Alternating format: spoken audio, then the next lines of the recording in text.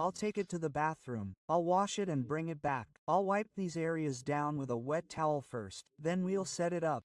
We'll reassemble our graphics card. I washed everything, including the aluminum and plastic parts, of our graphics card in the bathroom. It's spotless. I also washed the graphics card itself with cellulose thinner. It looks like it just came out of the factory. No matter what you wash it with, you absolutely must dry it, whether it's synthetic or silk. Especially when you wash these types of cards with synthetic thinner, you need to dry them thoroughly several times, with hot air, with cold air.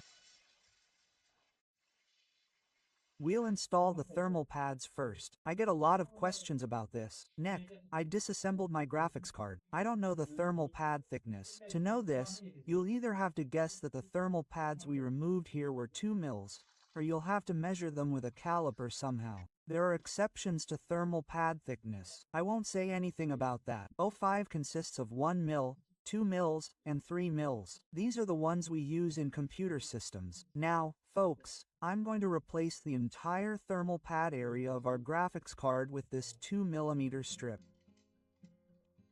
There are 2 pieces of gelatin on the thermal pads. We remove one of the gelatins. After applying it, we press it to the desired location and remove the gelatin, so that when we touch it, we'll have a bit of oil on our hands. The oil shouldn't touch the pads.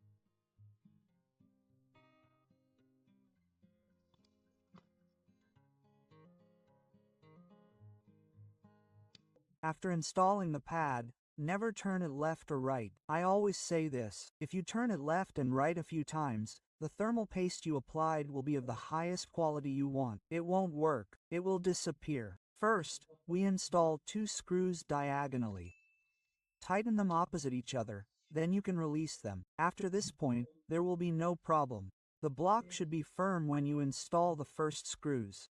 It should be around room temperature for 33 seconds in idle mode, meaning the thermal paste and thermal pad worked perfectly. Now, let's run a stress test. Let's see how it all works together. We've started our stress test. I'll let it run for about 15 minutes. You'll see the temperatures. The 81S is using 99% of the processor. It draws 172 watts, so it's using almost all of its power. As you can see, it doesn't exceed 83%. This is because we perform thermal maintenance. If you want to run this test, you absolutely must perform thermal maintenance on your graphics card.